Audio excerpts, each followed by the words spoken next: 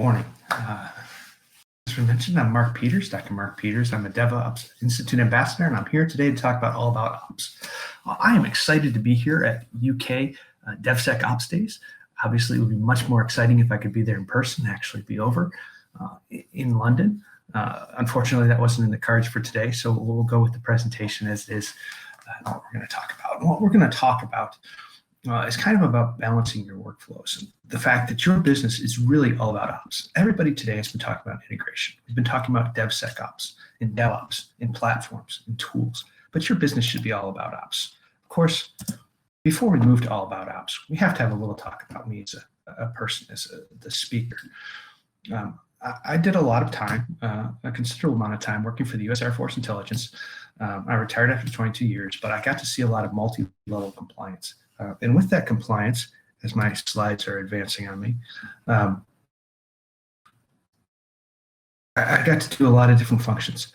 I got to work with security at all kinds of different levels. I got to build programs at multiple units. And I've been working with two transitioning Department of Defense weapon systems. They've been trying to make the transition to DevOps. They've been trying to make the transition to Agile.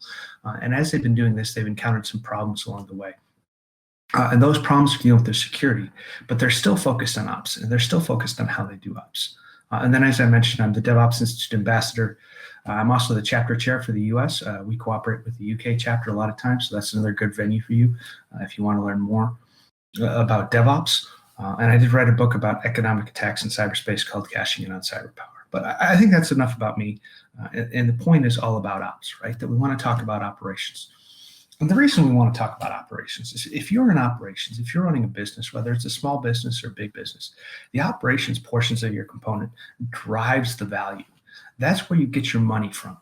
In modern technology, the profitability, the cost that comes back means ops. It means those people who deal with the customer on a daily basis, who get out to the customer and handle their problems and fix their processes. I was talking to Mark a little while earlier. We talked about Rackspace. Rackspace was a hosting server, and their business was their customer, right? Their fanatical support that they delivered. And that was how they made profitability, by keeping those customers as well as selling to new customers to drive profitability. They weren't worried about dev. They weren't worried about security. They were worried about ops, the customer. That's where your cash flow originates. Your dev can add features, but they don't have the customer focus. They're just kind of out doing their own thing. Security, they do some compliance. They need the code from the devs. They need the ops to actually do it for them. They're just kind of off looking at paperwork in a corner. Why would you even bother with DevSecOps or DevOps? After all, as we've kind of been discussing, it's your business. Your business is about ops. Are you mad yet? Hopefully, if you work in dev or you work in sec, or even if you work in ops, and you've been trying to run these integrations, you're a little bit ticked off at this point, because it just doesn't make sense. What we want to do is we want to work things together. We want to be able to create those functions to have a balanced flow so that as we automate tools, as we work into the pipelines, those results benefit everyone, and that everyone can generate value by moving forward into the enterprise together. DevSecOps is a complex ecosphere. It's a complex environment and a complex culture about managing those dependencies and reducing dependencies in the code while managing dependencies between the people to move forward. That we want the people over the processes in the standard Agile. What we need to see is we need to see an equality between the tasks, because the equality of the task creates flow and feedback. If one task, if one section of your DevSecOps mindset is prioritized over the other sections, what happens is you lose that flow and feedback. Everything might flow to one section, but you're not getting the feedback that you need to move on to continuous experimentation, to move forward in your process. If the emphasis is on the developers, and all the developers do is write their code and they push it through pipeline, and they don't worry about ops, and they're not running their code because they're not balanced. There's no flow, or there's no back and forth flow. There's only one directional flow. And we need to make sure in moving forward that our workflows are balanced, that our DevSecOps is balanced between the elements as well as between the processes to generate value. Now, I would say a lot of times organizations start and they say, we're going to do a DevOps transformation. And they grab everybody and they shuffle them up and they say, this is how your transformation is going to look. This is your new workflow. And unfortunately, this picture on the chart sometimes feels like what that workflow looks like. They feel like what your org chart looks like, that everybody's got a little piece of something in somewhere, and you don't know where the labels are, and you don't know who does what, and you don't know what's happening. There's a tendency right after that workflow to start strong and do your DevOps transformation, and then come back and revert to the old ways of work. And that's not what we want. Going back to that old silo creates the wrong impressions, creates the wrong processes. And we can work with this. We just have to make sure that we're identifying our workflows along the way.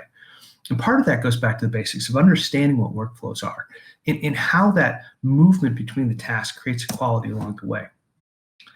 When we talk about interactions, there's some basic levels of interaction we talk about as we try to do some analysis, as we try to figure out where our value exists for the process. In a simple interaction, what we're talking about is 2 apples, and 2 apples is 4 apples. If I go to the store and I have 2 and I buy 2 more, I have 4 apples. It's easy, right? There's no problems. If I buy 1 apple, I have 3 apples. There's no complexity in what goes on. But that's not what happens most of the time in our workflows. It's not that we hand over code and we have profit. There are other factors involved. So we see more of a complicated. If I buy 2 apples, I have to spend money out of my pocket, which means there's less in my pocket and less in store inventory, and all those factors play together. Now, those factors are still on a common string, that if I pull one thread, I can manipulate all those factors along the way. But then you get to the complex factor, what's called the Gordian knot, when everything is tied together and there's no set pattern for how things interconnect.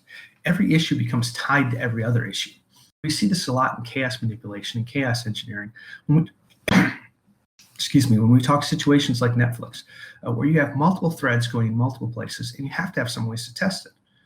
Well, it's the same thing with your workflows. Now, not everyone's workflow is complicated as Netflix or as complicated as Amazon or Google, but there are some still basic things that you can look for in mapping those interactions. The first is personal preferences always play heavy. You have to know how different people act and how they interact and where they interact together. With that, you have to be able to identify your corporate guardrails. What is the vision of your company? What does your company want to do? And what are their goals? And then how do you functionally interact? I tell a story about a company called 3M, a big innovation company back in the US, right? They do adhesives and they do plastics and they do a bunch of other stuff like that. Now, one of their practices for a while was anytime they got a new innovation, they'd spin it off and they'd take someone who could run it with a personal preference. They'd tell them what to do and they'd spin off the company and say, hey, when you get profitable, come back and we'll buy you back in. And one of the companies they did this with the little sticky notes that we see. They'd test new adhesives and they couldn't find anything to do with the adhesive that went to sticky notes. So they took the sticky notes and they handed them out to a bunch of people to see if anybody had any use for them. And they started using them for a choir practice. When they went in to sing, and they used them to mark the places without ruining the church books that they were using. But eventually that company came back and that line came back, and then they come back into the interaction to move their workflows forward and create value for the overall company. So as well as those basics, as well as talking simple, complicated, complex interactions, there's a little bit more interaction than just that, because you have dependent or independent interactions. Now, everybody knows that DevOps is about reducing dependencies to increase those flows, to making independence. But we don't always talk about what those dependencies means. Those dependencies is a straight line interaction. When you heat a pot of water, you raise the temperature of the pot of water. It's a dependent reaction. An independent reaction, changing the variable doesn't change the effect that you're looking at. Heating the water doesn't change the temperature of the fridge across the way. They're independent of each other, and they have no connections and no sources. But what we really see is something a little bit more complicated still when we talk about DevSecOps practices and our workflows. And what we're talking about is that our DevSec processes are interdependent, that these are resilient processes with complex interactions, which means they recover, that people come back to those interactions and come back to make them and are constantly making new inputs into those flows as they go forward. Even when you have dedicated processes and you work your Scrum daily, and you work your other Scrum artifacts, your Scrum of Scrums, or you work your product owner syncs, and you work your functions in your DevOps mindset, you still go back and forth all the time to get to those interactions. The Dev and the Ops are constantly should be constantly interacting back and forth to talk to each other about how the pipelines are running, what's happening, what's being produced, how it's being done, and how to direct those functions. We get a non-linear type function. We're not restricted like we would be in a silo in a traditional waterfall organization to going to just one person all the time. If you have a problem with production, you go to the person you like. You go to somebody else. You go to somebody that you're used to talking with, or you've been somebody that you've been working with the issue. That's the point of having these multiple cross-functional teams in your DevOps, that everybody knows how to do enough of the process to move it ahead. And it's those people over those processes that get you the advantage. Because every element that you have, every person that you go to, when you talk and when you discuss and when you move forward, is tied to those outcomes. And those outcomes create value as a process and as an organization for you through DevOps, as that workflow, not just as the individual that moves forward. So why would you start with ops? Why would I look at ops first? Well, ops in a tendency tends to be like the old movie Field of Dreams with Kevin Costner. Now, this was a while ago, so I may be reaching too far back. But the basic theory was he started having dreams about baseball teams in his field. He thought if he built a baseball team in his cornfield and leveled the cornfield, they would come. So if you look at an ops focus, and if you're an ops heavy focused, the thought is all, if we have it, everybody's going to come see us. For dev, sorry, not for ops. Dev is the field of dreams. If we build it, they will come. Whatever we build, somebody's going to be attracted to it. Someone's going to come and spend money on us for our development, because our development is worth it just by itself. Well, that's all right, but it still winds up a little bit off base if you're dev heavy. If you're security heavy, we have to go back to something called the Manchurian Candidate. Now, I know this was an older movie and it was redone, but the gist is that a prisoner of war gets captured by the Koreans.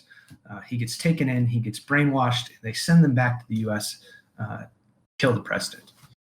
Well, only one person knows the conspiracy, and they're looking for the conspiracy, and they're looking for it everywhere, and they're sure that everyone is out to get them. There's this massive underlying group that's going to bring everything down.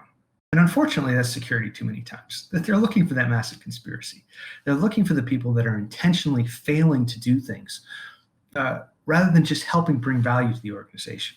And the true goal of security in the DevSecOps is to deliver that secure product faster, not to slow it down, but to make sure that security is integrated.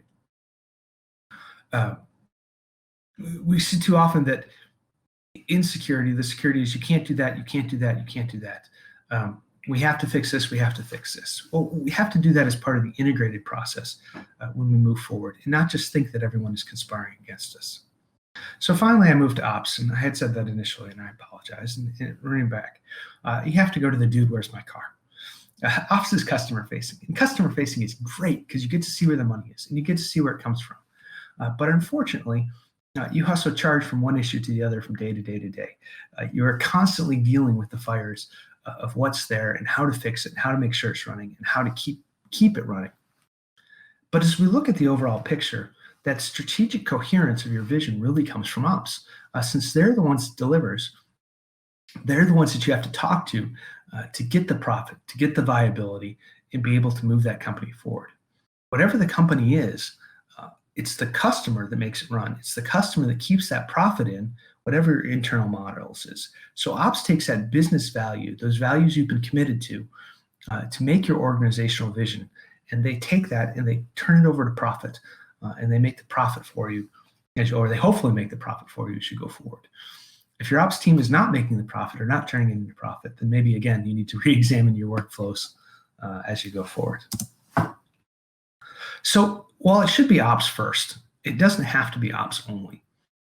Ops is a vital part of your team, which is why we call it DevSecOps or DevOps, because security should be integrated along the way. But DevSecOps is about balance. It's about being able to identify the right features at the right time to have the balance between your organizations. How do you get your security teams? And this is one of the examples we use. We had to get our security teams down integrated with the developers so that they're participating in their events, so that they hear the same thing they're talking about.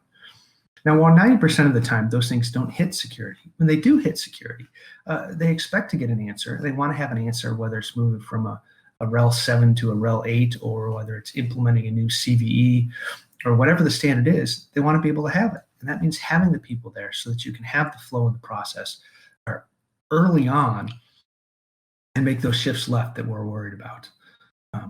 And with that, we have the feedback and we have the learning as we go forward. We learn about what's going on so that we can set up our experiment to go forward. And what we really want to do when we create that balance is we want to empower the ops to improve so that instead of fighting the fires, they're coming back and talking to us so that we can run products from end to end and create the value. Because at the end of the day, having value in the organization is where we move forward. Having the profit in the organization is what we want to do. Now, there's more than just profit, right? Because there's cultural missions, and there's organizational missions, and there's goals. So all of these are equally important. So I use value and profit as kind of a quick stream along the way, a quick shout out to where we want to be or what we want to do, without meaning that it's the only thing that your business needs to worry about. Because there's a lot of businesses out there. I saw one on Shark Tank the other day that builds shoes, and every time they make a pair of shoes, they donate a pair overseas. Those things are equally valuable, and that's the value for their mission. That's the value for their organization. So we have to be able to find those values as we move forward. We have to make sure we can consistently produce and deliver the secure capabilities to get to the value. And there's whole other talks and other chats about value stream mapping. But the first part of that mapping is making sure that you understand your workflows and making sure that you have balance, what you're doing today to get to those places. Your developers are bringing in new value. As they make new things, they get new products to the customer, but they have to be constrained by what the customer actually wants. Having the greatest widget in the world is wonderful, but if nobody appreciates it, you're not there yet. We talk about a lot of inventions that just haven't hit their time, and they come back later. And it's the same thing with code. Sometimes the code isn't appreciated when it's written. We need to move to that next step and find something that the customer wants. The security increases the value but by telling the customer that it's secure, that they're not going to lose their personal data, that they're not going to lose their personal information. We manage to increase the value of the product. So taking what the developers have and making it more value. And the ops takes it and they convert that value into something we can use back for the business.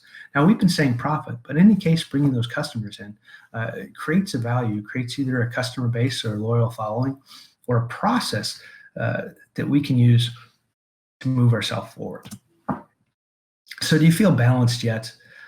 Have you thought about it and realized that there's some places that lack balance in your organization? In the typical lack of balance, as well as what we've been talking about, is most organizations have about 100 developers, about 10 security guys, and I think it's about 1,000 operators if they're running a full network center.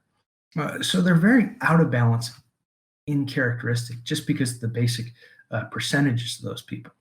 So you have to work hard to make sure that you inform the people and that you stay balanced, whether you're walking down a railroad tie or it's a bunch of rocks out in the seashore. That balance is important. We have to be able to find the right balance. And we've used a slide before of having that DevSecOps a little out of balance on value, but we can get it back to value. And the way we create that is through the personal and professional relationships, making sure that you spend the time to interact in the scrums with the different individuals, making sure that you talk to the people on your teams, and not just your team, but on the other teams. That personal interaction is very important. That's one of the things we face in COVID, as more of us are working from home, that we still have to have that personal interaction. And we see even like these presentations, we get some personal action afterwards. We maybe get some Q&A, but the most of it is me talking to a screen in a room in San Antonio, thousands and thousands of miles away from London. But I still had personal interaction this morning, talking to your hosts before we started, before we actually launched on, and had some initial discussions. And those are important because that's how we learn to interact with people. And that's how we learn which workflows are important. When you're working in the ops section, you want to maximize the revenue. You want to be able to get the most possible from the customers and get it back to make sure that that company continues and your business continues to have value.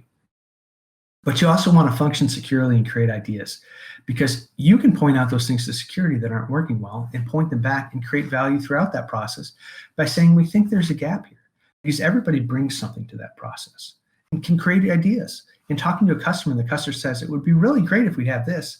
Those things need to make it back into development. Those things need to make it back into the backlog and work through into our sprint board and into our next thing. That's why we have fast iterations and fast deployments in DevOps, so that we can get there, so that we can try all the new functions as we move forward. Devs want to improve the existing. We want to make it better. We always want to reduce technical debt. Like I said, RHEL 7 to RHEL 8 was a big one for our team recently. There's any number of upgrades or other softwares when you're building an integrated product that have version upgrades all the time. We constantly see patches. We could have Patch Tuesday, and the developers have to incorporate those to make sure we're not breaking the new system. So they plan for new, they think about new ideas, but mainly we want them to deploy often, to get the product out, to get it out there so that ops can take it and turn it into value. And with security, we work to secure deployments, minimize risk, and suggest opportunity, working for ways that we can make the whole product more integrated, more tight. In order to do this, in order to do any of these things, we have to have metrics, right? We have to have basic metrics. At the very minimum, you have to have lead time to develop, mean time to respond, mean time to detect. In those 4 core metrics you see from DOOR, from the DevOps research assessment, from their research institutes that help you get through there. The more you get into your process, the more you need observability, the more you get metrics, and the more metrics you have, the better. Or the more data you have, the better, because data doesn't always have to be converted to metrics. But having the data gives us the possibility to generate the metrics so that we can find that balance in our functions. Now, we have to mention here that sometimes this sounds overwhelming, that there's a lot of functions there, there's a lot of things going on. We have to point out the DevOps Institute, of which our ambassador can help. They do offer a DevSecOps Foundations course, a new course that came out over the summer that is specifically taught to kind of balance your workflows. For DevSec and Ops, it can be 1 or 2 days. They've got some professionals teaching it. They get you all the right things. They walk you through the processes. They talk about how to work with security, what security means, where security is important, how to create that balance, looking at pipelines, looking at sample pipelines, looking at best practices, and looking at the stakeholders, looking at everybody in your organization who has a stake in providing value. Everybody who's worried about the value wants to know how to get more value out of the organization. And they're always developing advanced courses. And of course, a great shout out at this point too is that the Global Skill Festival is next week for the DevOps Institute. If you have any interest in DevOps at all, that's a great opportunity to get out there and get some good learning, meet some great people, and continue talking about DevOps. So find your balance, get certified. A shameless plug, I guess, at that point, but a good thing and a very good thing when we're talking about these high-level concepts. But finally, as we kind of wrap it all up and bring the process together, your work shouldn't be just about ops because it's about value. And in order to do that, you have to lose the emotion, find the balance in practices. If you're worried that someone's taking over your area or pushing you out, then you need to find the way to interact in a way that creates that value for you, to find a way to implement those practices effectively and continually. It doesn't mean they're going to be the same, because if you're doing them right, those practices are going to change frequently and over time. What you're trying to do is remove the dependencies and remove the constraints in a good DevOps mindset so that we can work with people. Because those constraints become those shortfalls, and those shortfalls have to drive action. If we don't have, or we can't do, or we haven't moved forward, or it's not working, those are shortfalls. Now, as we create action, those actions create further imbalances in the process. If you go back to that fractal spin, we always see things moving around. So any action creates imbalance. And that lack of balance requires new action. But where decision creates error, because decision naturally shifts the process and creates error, indecision creates disaster. We have to be able to make decisions. And part of that DevOps is making those decisions faster.